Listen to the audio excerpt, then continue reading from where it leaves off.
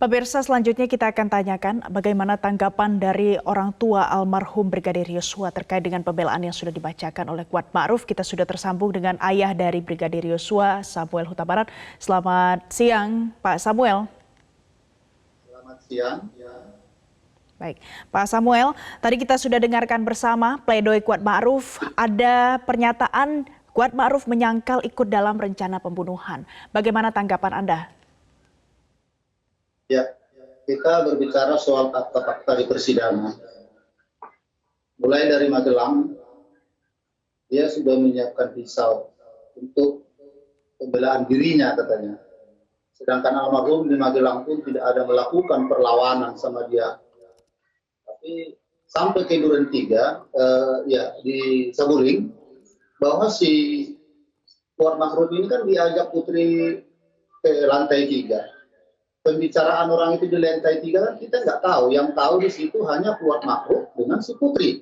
Apa pembicaraan orang itu di lantai 3? Nah, fakta di persidangan, si Kuat Ma'ruf ini turun melalui tangga.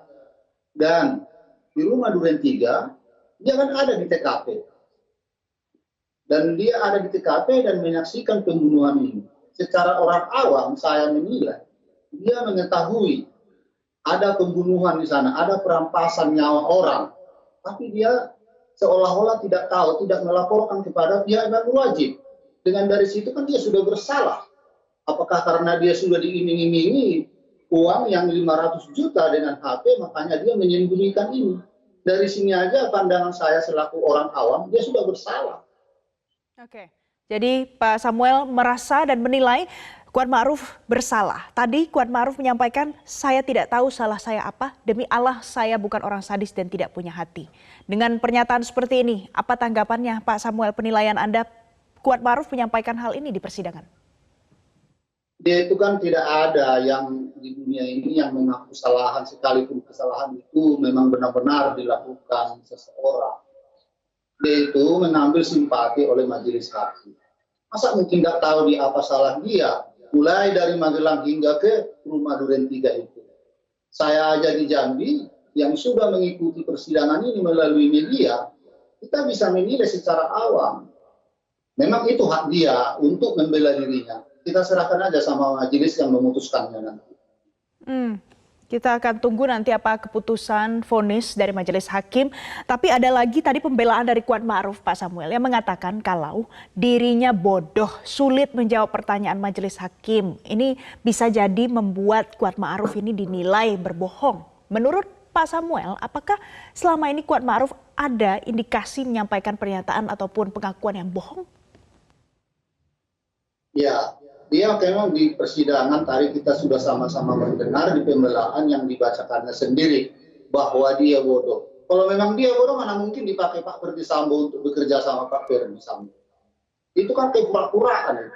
Biar sesuai dengan mimik wajah dia pura-pura orang bodoh. Itu kepura-puraan. Tidak mungkin seorang jenderal memakai orang bodoh. Oke. Tidak mungkin seorang jenderal mau memakai orang bodoh ya Pak Samuel ya. Pak Samuel, yang menarik lagi karena tadi sempat pula Kuat Ma'ruf ini menceritakan kalau selama kenal dengan Yosua, Kuat Ma'ruf ini dekat dengan Yosua. Bahkan Yosua pernah membantu untuk biaya sekolah anak dari Kuat Ma'ruf. Bagaimana penilaian Anda? Memang dari awal persidangan ini, dari awal perkara ini pun sudah sering kami keluarga mengutarakan bahwa almarhum ini sangat toleran, sangat baik. Tapi banyak pihak-pihak orang sebelah yang membantah ini. Sudah dengan sendirinya pihak terdakwa mengakui kebaikan almarhum. Tapi bagi saya ini buat Kuat Ma'ruf, ini kacang lupa akan kulitnya. Dia sudah tahu dia orang baik si almarhum. Kenapa dia menuduh di Magelang itu yang bukan-bukan? Sampai dia mengambil pisau. Kan dari sini dasar kita bahwa dia itu memang ada apa. Oke.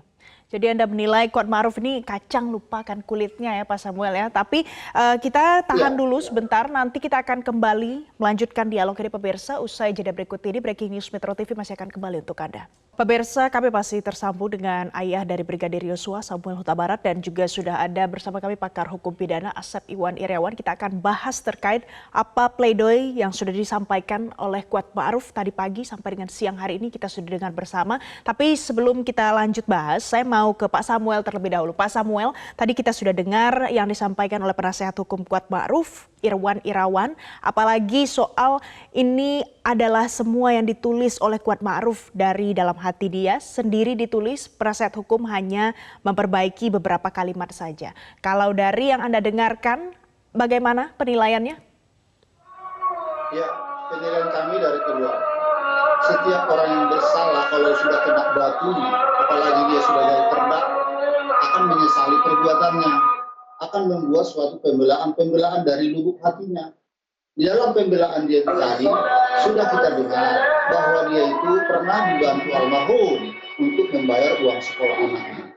Dari sini boleh kita kutip bahwa almarhum selama bekerja di rumah Ferdi Sambo tergolong orang baik.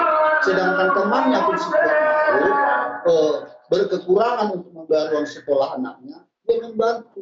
Selama ini kan yang dipublikasikan dari pihak orang itu bahwa anak ini almarhum selalu berbuat yang tidak benar di rumah itu.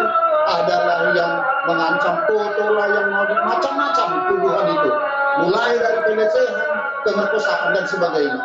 Jadi walaupun sudah ada pembelaan yang disampaikan, tapi tetap ada banyak kecurigaan yang perlu kita patut kita lihat lagi ya dari pernyataan yang disampaikan oleh Kuat Ma'ruf. Kita ke Kang Asep. Kang Asep, ada 14 poin yang sudah disampaikan. Kemudian ada juga pernyataan pribadi dari Kuat Ma'ruf. Bagaimana semua yang disampaikan dalam pledoi ini bisa berdampak pada vonis yang dijatuhkan hakim nanti? Ya, persidangan ini kan terbuka untuk umum. Kita saksikan melalui media, ya. Kemudian juga pernyataan-pernyataannya dalam persidangan. Nah, semua proses itu sidang setelah selesai. Nah, kalau sudah selesai itu masing-masing punya kesimpulan. Bagi jaksa namanya rekusitor atau tuntutan, bagi terdakwa namanya pembelaan atau pledoi. Bagi hakim namanya vonis atau putusan. Jadi, kalau jaksa sudah meyakini perbuatan terdakwa itu, makanya dia menuntut 8 tahun, ya. Terlepas setuju tidak setuju terhadap jumlah hukuman 8 tahun itu. Nah, soal sekarang haknya terdakwa ya menyatakan bla bla bla, itu hak terdakwa. Tapi sekali lagi, ketika sekarang jaksa dan terdakwa berbeda, kita hormatilah itu perbedaan, mau ngomong apa aja A sampai Z juga nggak ada urusan. Toh di persidangan kita udah saksikan. Nanti ya yang memutus perbedaan antara terdakwa dan JPU itu adalah hakim. Sekarang silakan aja terdakwa mau ngomong apapun juga ya, karena kan sudah dinyatakan dalam persidangan.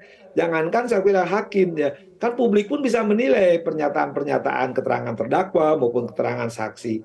Sekali lagi, semua ini siapa boleh ngomong apapun, tapi ujungnya nanti kita tunggu putusan hakim gitu kan. Okay. Sekarang mau ya berurai air mata, air darah, kayak segala macam ngomong apapun, termasuk jaksanya komentar, ya memberi pernyataan malah kaget juga kan dalam sejarah kok kemarin ya ada tuh kan Jaksa Agung Muda Pidana Umum juga rilis kan, kemudian juga Husmasnya juga sama rilis. Ini persidangan apa di luar sidang gitu ya. Sudah di ruang sidang kita hormati, jaksa sudah menuntut 8 tahun terbukti melakukan pembunuhan berencana. Sekarang terdakwa menyatakan pledoinya, itu haknya ya. Nah, sekarang sejauh mana, sekali lagi hanya satu kata, sejauh mana mereka meyakinkan hakim.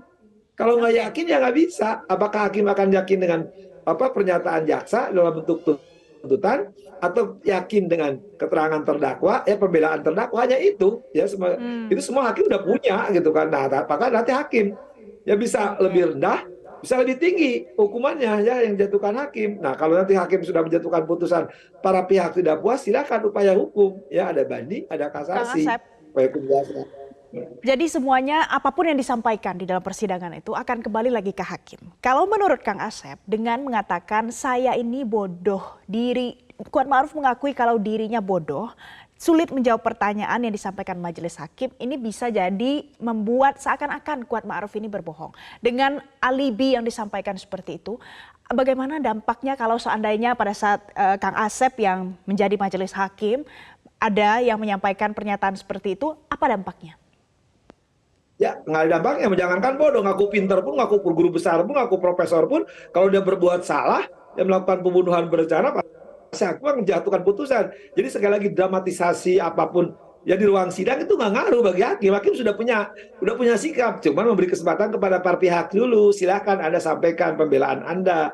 Karena jadi kalau ngaku bodoh, ngaku pintar, kamu nggak tahu, ngaku diperdaya, ngaku ikut-ikutan Eliezer, ngaku ikutan penyidik, ya silakan. Kan di persidangan sudah ditanya sebelum itu, udah tahu. Jadi kalau sekarang diungkapkan kembali dalam pledoi, ya hanya pengulangan mengulangnya sudah disampaikan, ya itu segera percuma gitu ya. Karena kalau menurut saya sekali lagi ya, kalau memang itu setelah melakukan, tinggal mohon keringanan, mohon ampun lah gitu kan. Tapi kalau tidak merasa ya katakan bahwa tidak merasa, ya seperti misalkan di kasus tempat yang lain, ya minta dibebaskan. Pilihannya minta diperingan atau dibebaskan, itu saja. Kalau memang tidak berbuat, minta bebaskan. Kalau berbuat, ya tinggal gampang kok, ngakui aja. Tinggal mengakui, kemudian mohon ampun, minta pohon keringanan. Itu pilihan kejujuran gitu. Kalau nggak ada kejujuran, masih ngeyel, masih ngengkel, masih berkelit, masih berkilah, masih membuat cerita, itu percuma. Nanti hakim akan keluar tambahannya ketika mempertimbangkan. Yang bersangkutan berbelit-belit, menyangkal perbuatannya, tidak menyesali perbuatannya. Itu aja kok. Makanya saya bilang, ini akhir dari ketika pledoi disampaikan dengan apapun judulnya, sekali lagi ya, entah memang benar atau tidak benar, atau dramatisasi, atau sinetron, atau melawak, ya percuma gitu kan. Hakim sudah tahu. Jadi Justru ketika daripada berkelit, lebih bagus mengaku saja dan meminta keringanan, begitu? itu yang paling tepat. Jadi segini, kalau hakim sudah tahu ini salah, misalkan ya, katakanlah saya tidak menurut pendapat hakim ya, ini salah. Kalau memang dirinya memang bersalah, justru yang paling tepat adalah mohon ampun, menyesali perbuatannya, mohon keringanan. Itu yang akan merubah sikap hakim. Tapi kalau sekarang yang sudah terang benderang, jangankan hakim, publik pun bisa menilai, masih berkelit dan berkilah, dan yang bersangkutan dengan berbagai macam alasan, itu akan memperberat. Jadi sejauh ini Kuatmaruf kita dengar tadi masih berkelit, masih menyangkal perbuatannya, dan belum ada yang kita dengar ada meminta keringanan dan juga memohon ampun pada majelis hakim. Saya mau ke Pak Samuel. Pak Samuel, kata Kang Asep, kalau memang melakukan jangan berkelit, minta ampun dan mohon keringanan. Kalau dari yang sudah terjadi, bagaimana? Apa yang ingin Anda sampaikan? Karena selama ini Kuatmaruf tidak ada memohon ampun. Ya, saya sependapat dengan Pak Asep. Dia nggak usah lagi berpura-puraan orang bodoh lah, berpura-puraan tidak tahu lah itu perencanaan. Seharusnya dia mengakui, seperti yang Pak Asep bilang tadi, minta ampun kepada hakim. Ini berusaha dia untuk membela diri secara berpura-puraan orang bodoh. Oke. Jadi tidak mengakui tapi malah bawa-bawa, oh ya kalau saya orang bodoh begitu ya. Kang Asep, setelah ini kita juga masih akan dengarkan lagi ada pledoi yang akan disampaikan oleh Ricky Rizal dan juga Verdi Sambo. Kalau nanti mungkin sudah disiapkan juga ada banyak mungkin poin-poinnya. Apa yang harus dilakukan pada saat mereka membaca pledoi pribadi itu di depan majelis hakim? Ya sekali lagi kan sekarang kan ini udah dituntut oleh jaksa itu ya, entah Ricky Rizal, entah Kuatmaruf, entah Eliezer, entah Sambo, entah PC, kan mereka semua dituduh melakukan pembunuhan berencana. Nanti tinggal sebaliknya gitu kan, bahwa saya tidak melakukan pembunuhan berencana kalau memang mereka tidak melakukan. Tapi kalau mereka melakukan, tadi saya katakan ya semua lima terdakwa atau maupun di kelompok 6 pun sama. Ya kalau tidak melakukan, katakan ya, misalkan bahwa mereka melakukan karena apa gitu kan. Tapi kalau mereka tidak melakukan, saya tidak melakukan. Kan gampang, ini pilihannya itu kok. Karena sudah jelas kita beberapa bulan ini kan sudah menyaksikan apa yang diperbuat itu. Nah, perbuatan mereka itu kan sederhana, ya, dibuktikannya kesesuaian alat bukti tadi. Dan kita bisa menilai gitu. Dan hakim sudah tahu gitu kan, sekali lagi. Jadi, sekali lagi saya ulang berkali-kali ya. Kalau mereka tidak melakukan, sangkal semuanya. Tapi penyangkalan tadi harus ada argumentasi. Ya, harus ada dasarnya, harus ada buktinya. Kalau membuat kalimat ya sifatnya hanya berkelit, berkilah, apalagi bebelas kasihan menampakkan kepapaannya, ketidakberdayaannya, itu percuma. Nah, lebih baik kalau menurut saya, sekali lagi kan saya katakan ya, perbuatan ini terang benderang kok. Tidak minta keringanan, pengampunan lah, sudah selesai kok. itu mungkin akan mengubah sifat hakim ya, karena mereka Oke. menyesali perbuatannya, minta mohon ampun, meminta maaf kepada korban, ya sudah kan selesai. Tinggal hukuman yang diperingan aja. Tapi kalau masih menyangka siapapun sekali itu ya, kecuali catatan di E ya, itu Kang lain Asep, soal di E ya. Kang Asep, singkat saja, menurut Anda yang disampaikan Kuat Ma'ruf tadi hanya menunjukkan kepapaannya saja?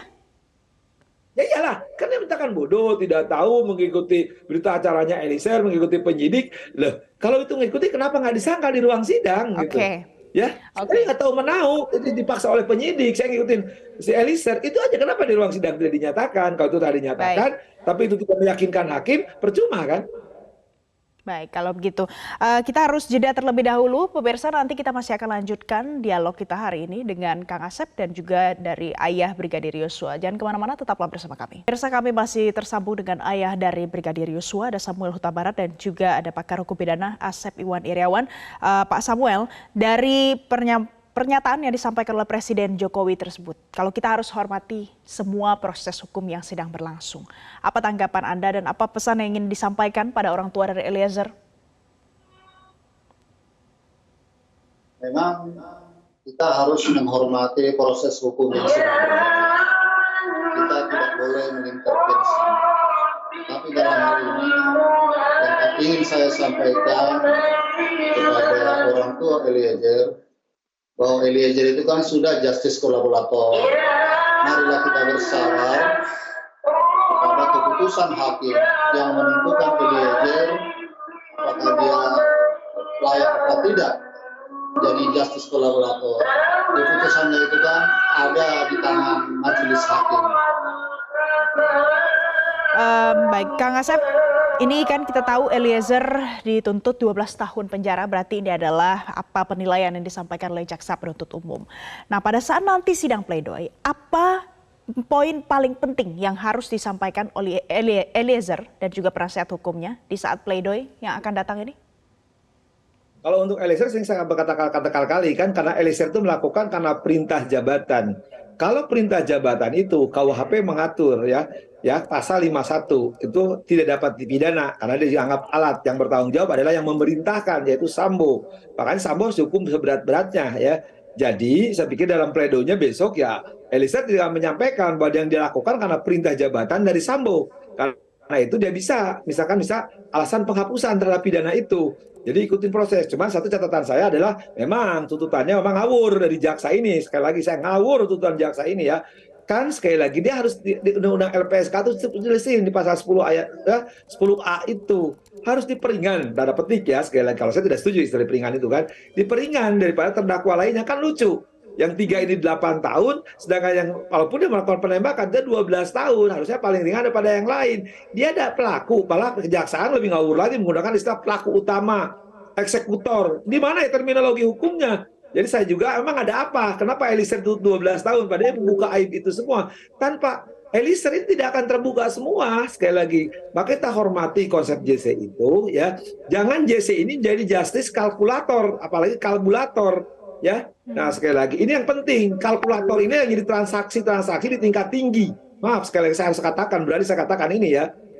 Jadi jangan menuntut ya orang JC dengan tuntutan yang setinggi itu, sedang pelaku lain itu di bawah 12 tahun. Inilah tuntutan yang sangat ngawur, tidak ada ya dalam penyertaan. Ya sekali lagi kalau disebutkan dia pelaku utama, dia eksekutor, dari mana terminologi itu? Dari mana keluar 12 tahun itu? Itu sangat ngawur sekali. Justru kita harus berterima kasih dengan JC ini membuka aib semua. Dia terbuka, dia jujur mengaku dan minta maaf dan semua dilakukan oleh Eliezer. Sementara justice kalkulator, Kang Asep, justice kalkulator, memangnya apa kecurigaan Anda biasanya seperti apa kalau sudah di tahap-tahap seperti ini? Kalkulator jenis apa? Kalkulatornya gampang, kalkulatornya.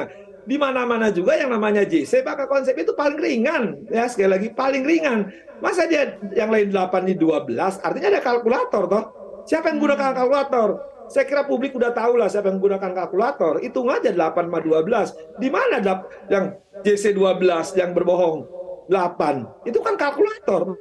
Kalkulator kan? Ngaco sekali kan, ini rusak sistem hukum. Penyertaan itu pelakunya apa? Yang lebih tinggi itu siapa? Aktor intelektual. Itu hukum berat. Kalau maka menyebut pelaku utama eksekutor. Ya eksekutor. Dari mana eksekutor? Eksekutor itu jaksa yang melaksanakan putusan. Ini kengawuran sistem hukum yang dirusak sekali lagi. Oke, jadi menurut Kang Asep ini ngawur, tapi kalau kita lihat salah satu tuntutan yang disampaikan JPU adalah Eliezer melakukan hal tersebut dalam kondisi yang tidak terancam. Tidak terancam. Nah, pada saat nanti akan menyampaikan pembelaan dalam pledoi, apa yang harus disampaikan oleh Eliezer terkait dengan membuktikan kalau dia benar-benar terancam pada saat itu? Ya, tanpa saya mendahului pengacaranya, saya lebih percaya Romo Magdi seorang rohaniawan, sosiolog, seorang budayawan telah menjelaskan ya. Nih, Romo Magdi sudah diakui dunia internasional ya, tidak hanya nasional ya. Ya, dia dalam kebingungan budaya siap, budaya laksanakan seorang brimob. Tidak ada pilihan lain waktu itu bagi dia gitu kan. Itu melakukannya. Itu dipahami itu secara psikologi dijelaskan lagi oleh Reza Indragiri ya. Ada tekanan objektif. Beda dengan Ricky. Ricky itu ada ruang dan waktu ya yang memungkinkan dan itu dia akan diperintah. Ricky itu ditawarkan. Kalau Eliezer itu posisinya ya almarhum itu sedang dalam keadaan ya jongkok dan sebagainya, suruh diperintah tembak. Lah, ya kan dia lakukan tembak itu. Ya, makanya sekarang hukum mengeliminir itu. Ini perbuatan siapa? Ya itu aktor intelektualnya Sambo yang harus lebih keras. Nah, sekarang ya kok lucu ketika dia udah menyampaikan semuanya, istilahnya sudah dipakai, sekarang dibuang, terhina gitu. Jangan harap di Republik ini muncul JC-JC lain yang akan membuka aib. Kan kita harus belajar dari Eliezer. Itu apa? Pembelajaran berharga ketika ada orang salah, mengakui, meminta maaf, ada pertobatan, ya sekali lagi. Perbuatan orang kecil membuka aib yang lebih besar, sekali lagi. Tapi ada orang besar tidak pernah membuka aib walaupun kecil, tidak mengakui, malah coba almarhum Joshua masih tetap dihina dinistakan oleh yang mereka meminta maaf. Baik. Tapi Pak Samuel, mengerikan sekali. Oke, jadi yang harus kita highlight adalah bagaimana nasib dari Eliezer sebagai JC saat ini. Pak Samuel, menurut Anda Eliezer bernasib seperti ini di posisi dia statusnya sebagai justice kolaborator dengan tuntutan 12 tahun dari JPU. Apa pandangan Anda terkait dengan apa yang disampaikan oleh jaksa penuntut umum ini? Ya, memang itu tuntutan jaksa penuntut umum 12 tahun. Kita sudah sama-sama tahu bahwa Eliezer itu kan sudah diajukan LPSK menjadi justice kolaborator. Dalam hal ini kan itu keputusan adalah di tangan majelis hakim. Saya rasa kita harus sabar menunggu keputusan majelis hakim. Di situ nanti kita mendengar apakah dia memang bisa menjadi justice kolaborator atau tidak. Sekarang ini kan belum final. Oke, jadi tetap disayangkan apa yang disampaikan oleh jaksa penuntut umum untuk tuntutan bagi Eliezer. Kita masih akan nantikan nanti pledoi yang disampaikan oleh Eliezer. Kang Asep, ada lagi poin yang disampaikan sebagai faktor pemberat untuk Eliezer ini adalah niat dan sikap batin Eliezer yang ditunjukkan dalam menghilangkan nyawa Yosua. Nah, ini juga dibanding-bandingkan oleh publik dengan Ricky Rizal yang kemudian menolak karena pada saat diminta tolong oleh Sambo. Menurut Anda untuk faktor pemberat ini apa yang harus disampaikan Eliezer nanti? Ya banyak, nanti saya kira tunggu pledoi dari penasihat hukum. Yang paling gampang tadi saya katakan ya peniadaan hukuman, pengampunan atau sekali lagi alasan pemaaf, alasan benar secara hukum ada untuk Eliezer karena dia adalah JC. Itulah konsep JC yang banyak tidak dipahami oleh para penegak hukum ya. Yang lucu sekali lagi lah penegak hukumnya kok nggak pernah baca pasal dengan teliti dan jelas gitu kan. Kalau JC itu di mana-mana pun di dunia-dunia, sekali lagi ya di negara-negara beradab, kecuali negaranya biadab gitu kan. Negara beradab itu dihormati banget, tidak diproses, itu penghormatan terhadap JC ya. Mengapa kita meratifikasi 2 konvensi internasional dan 1 undang-undang LPSK, penghormatan terhadap JC itu untuk apa? Untuk memotivasi orang-orang yang ada kejadian-kejadian untuk dibuka. Nah JC inilah yang harus dihormati. Kejadian-kejadian ini banyak jurisprudensinya, penghormatan terhadap JC terlepas yang bersangkutan melakukan perbuatan pidana ya. Tapi juga kan diakui dalam tuntutannya dia sebagai JC. Tapi lucu, hukumannya lebih berat. Itu yang tidak masuk di akal. Dan itu tidak ada dalam penyertaan sebagai dada yang disuruh ya. Dengan istilah tadi yang saya katakan berulang-ulang, penghormatan terhadap JC itu adalah untuk penghormatan kejujuran, pertobatan, kemauan untuk bekerja sama, membuka tindak pidana. Itu yang disampaikan. Nah, hukum harus membuka aib itu. Contoh paling sederhana gini lah, dalam keyakinan tertentu, dalam kearifan lokal tertentu, sesuatu itu dilarang. Tapi kalau terpaksa, ya kalau hukum pasal 48, kalau itu ada tekanan, ya pasal 50 atau 51 itu ada alasan pembenar, alasan pemaaf. Orang harus memahami itu. Tindakan Eliezer salah menembak, sekali lagi salah. Tapi justru dengan Eliezer membuka, coba kalau Eliezer tidak membuka, apa yang terjadi? Ya, sekira rekayasa kasus ini kan, maka saya bilang buka aja rekayasa kasus yang besar-besar sekalian. Saya kira Eliezer tahu lah. Menurut saya, kalau memang bertahan nanti dengan utang lebih besar, saya mohon Eliezer untuk buka. Saya yakin Eliezer tahu ada aib-aib yang lebih besar yang selama ini Eliezer tidak pernah dibuka. Saya tahu persis saat ini. Saya kira buka aja sekalian biar Republik ini ramai sekalian menurut saya. Daripada didiamkan hanya melindungi kepentingan petinggi tertentu. Ya, karena kepentingan transaksi tertentu, ya saya kira jangan korbankan orang kecil yang berani membuka aib ini di Republik ini. Oke, jadi harapan dari Kang Asep adalah kalau memang ada aib-aib yang lebih besar, buka saja sekalian. Karena justice kolaborator ini tetap harus kita perhatikan ya statusnya. Terakhir saya mau ke Pak Samuel. Pak Samuel, kita masih menanti sidang pledoi untuk beberapa orang terdakwa lagi. Hari ini akan ada Ricky Rizal dan juga Verdi Sambo. Apa harapan Anda nanti setelah sidang pledoi ini selesai dilakukan? Harapan kami keluarga kiranya para terdakwa ini tidak usah terlalu berbelit-belit. Diakui saja semua kesalahan-kesalahan yang mereka perbuat. Jangan selalu lagi berdalih-dalih. Oke, baik. Jadi akui saja kesalahan apa yang sudah diperbuat, jangan berkelit dan berkilah. Itu adalah kesimpulan dari dialog kita siang hari ini. Terima kasih ayah dari Brigadir Yosua, Samuel Huta Barat. Terima kasih juga Kang Asep Iwan Iryawan, pakar hukum pidana sudah bergabung bersama kami siang hari ini di Metro TV.